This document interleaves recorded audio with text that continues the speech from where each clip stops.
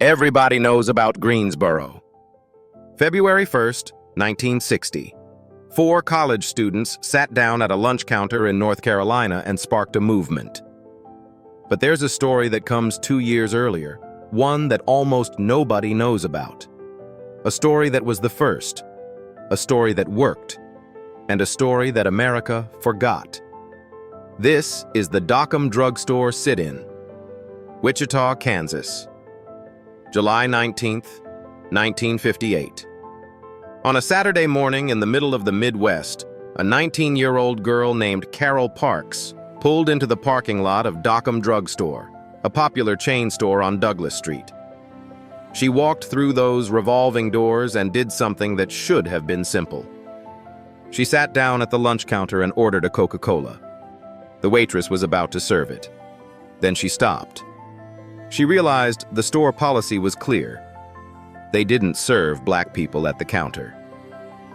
According to historical records, Parks's cousin, 20-year-old Ronald Walters, president of the Wichita NAACP Youth Council, had organized this moment.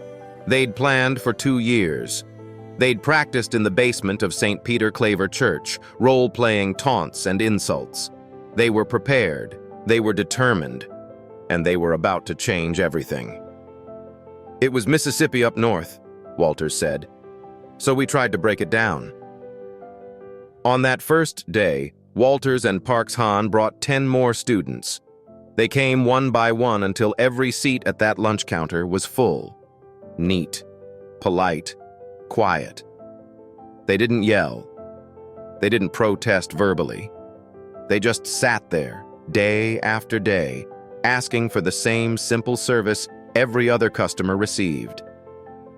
And they waited. The waitress closed the blacks-only fountain, left the whites-only fountain open. Management refused service, but the students didn't leave. The next day, they came back, and the day after that. For 3 weeks, through July and into August 1958, these teenagers sat at those counters while segregationists gathered around them, taunting and threatening. The police came but refused to intervene. The store manager begged them to act. They wouldn't. According to records from the Wichita-Sedgwick County Historical Museum, when white college students from Wichita State University heard about the sit-in, they joined in. The black-owned newspapers, the Enlightener and the Midwest News Press, covered it regularly. But the major newspapers, the Eagle and the Beacon, refused to publish anything. They didn't want to give the protest publicity. The students understood something crucial. Money talks louder than morality. As Walters recalled years later, "This is what we were hoping for, a shutoff of the flow of dollars into this operation. By the second week, we felt that we were winning because we were being allowed to sit on the stools for long periods. Surely the store was losing money." On August 11th, 1958, 3 weeks into the protest, the store manager walked in and made a decision that would change history. According to Chester Lewis, the young attorney and head of the Wichita NAACP, the manager said simply, "Serve them. I'm losing too much money." Lewis called Walter Higer, the vice president of the entire Dockum Drug Store chain, to confirm the new policy. Higer gave the order. All Dockum stores across Kansas would serve customers of all races. The entire chain desegregated, not because they had a change of heart, but because the students understood that segregation was a business model, and it only survives when it's profitable. This should have made national headlines. Instead, it was buried. 2 years later, in February 1960, 4 students in Greensboro, North Carolina, held a sit-in at a lunch counter. The nation paid attention. News outlets covered it. History books celebrated it. The Greensboro sit-in is remembered as the spark that ignited the sit-in movement. But the truth is, the fire started 2 years earlier in Wichita. According to historian Gretchen Ike, the Dockum sit-in set a precedent that really began what would be a very significant strategy, a strategy that would change the way business was done in the United States. The Wichita students had already won. They had already proven it could work. They had already inspired sit-ins in Oklahoma City and across the Great Plains, but nobody knew about it.